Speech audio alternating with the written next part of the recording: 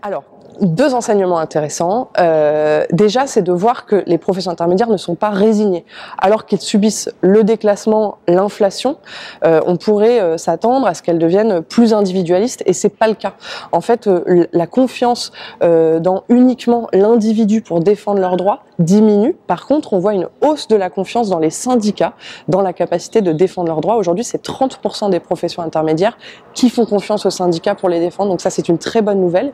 Et en particulier, ce qu'on observe dans le sondage, on a questionné les salariés de ces professions sur leur volonté de se mobiliser collectivement pour obtenir deux choses, des hausses de salaire et une réduction du temps de travail.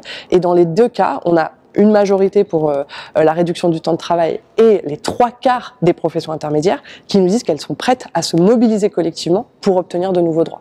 C'est 76% des professions intermédiaires et techniciennes qui sont prêtes à se mobiliser collectivement pour obtenir des hausses de salaire, par exemple. C'est que la mobilisation sur les retraites, elle a convaincu les salariés de l'utilité des syndicats. Là, on voit que la confiance dans les syndicats, elle fait un bond de 5 points chez les professions intermédiaires entre 2022 et 2023. C'est l'effet concret de la mobilisation sur les retraites.